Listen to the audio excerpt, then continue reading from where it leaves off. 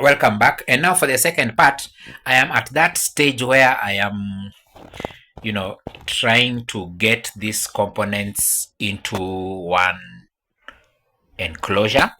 And this is the same enclosure that I had shown in the previous video. And I had made this enclosure for a different amplifier.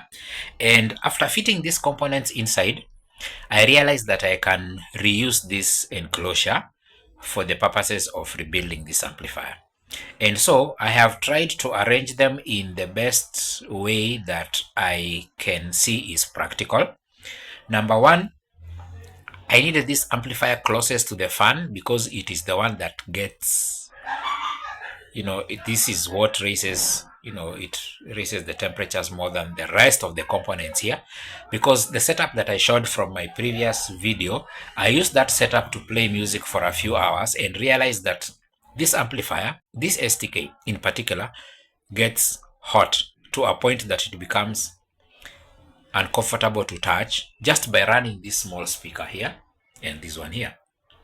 So I was using these two speakers for the stereo setup, and I could feel this amplifier getting hot to a point where it becomes uncomfortable to touch. So this is the amplifier that I needed to be closest to the fan, although it still had its own fan, which came attached to the heatsink, behind it. And this fan, I find it too small to, serve the purposes of cooling. So I'm going to use this fan that is here. Plus, I might need to add a second fan, which I'll place in this position, behind there, in that position, so that we're able to get maximum cooling of all these components. But I will have to decide whether we need, whether I need two fans or whether one is enough, or I can have those two fans running, but this big fan will be controlled by a switch that I'll place at the front, so that this small fan runs all the time as long as the amplifier is on, but this bigger one can be switched on and off at will, so that when the amplifier is powering hard, then we can have it running for maximum cooling, or we can just simply decide to switch it off probably at night, or in case we find that this fan has that humming or buzzing sound. So the one consideration was, as I mentioned, I needed this one to be closest to the fan. Another consideration is I needed to put these transformers in one position, because remember, these transformers will be powered by electricity, that is 240 volts.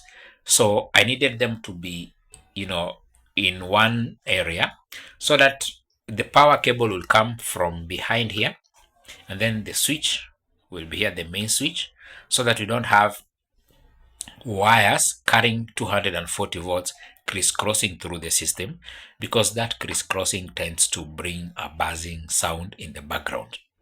Okay, so this setup will, of course, involve additional work. I have made it this way so that this equalizer can sit in this position. Of course, I am going to make a slot at the front where we're going to, put the equalizer inside, and it's going to sit just after these transformers and, between these two amplifiers, and it's going to sit in that position. So I'm going to make a slot in front here just to accommodate the equalizer. So basically, this is how this system is going to look when it is complete. That will be roughly how it's going to look like. Okay, so this setup brings with it additional work, because I will need to remove these buttons, these knobs. I'll actually need to remove them and rewire them so that they come to the front. Okay, so that will involve removing these knobs and, wiring them to the front, and it will be curious to know whether it's going to introduce that buzzing sound or not. If it does, then we'll just find a way to take care of it. It will also involve, I think that's the only major work that is going to, be altered in this system. The rest are just accessible because this volume, these knobs will just be popping from the front here. The other additional work will be to remove this front panel.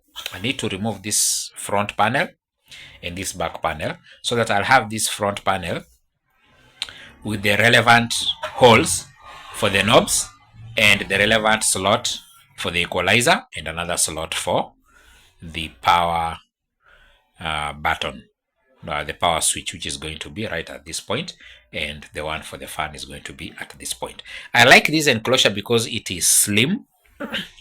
It is slim and long, which gives it a good aesthetic appearance.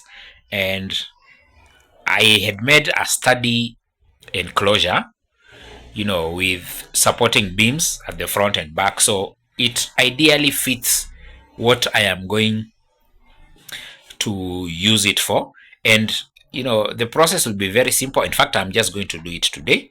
I'll just peel off this black covering here, just peel it off, then expose the raw wood, knock this panel off, fit another panel, make the relevant openings and holes, glue it and nail it into place. And I'll do that for the front and the back panel. The back panel looks like it's going to be a bit difficult to remove because this fan had already been glued into place, as you can see.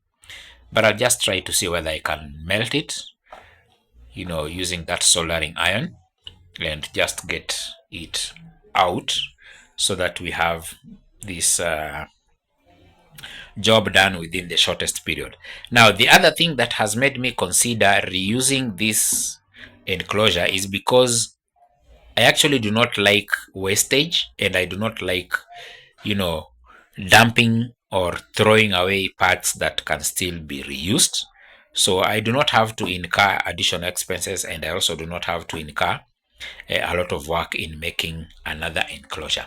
But usually I usually place each of these individual components on a board, and that will determine the measurements of the board in terms of the length, the breadth, and the height. So I usually lay those components on a plain board and then try to see the dimensions of that board in terms of what can be accommodated, so that I make a box or an enclosure that fits the components perfectly, instead of what happens out there where people make these enclosures and sell them. So anybody trying to assemble an amplifier will buy a board whose size has already been predetermined. So I usually determine my board size based on the components, rather than just buying a board that has already been made and now trying to fit the components inside. Okay, so that is a different approach from what I am doing here. But in the next few days, I think I will upload another video, with this, these controls, having been rewired and having put another panel in front and another panel at the back. And probably it will be time to join all the components and finish up this project. So watch out for that video, and cheers.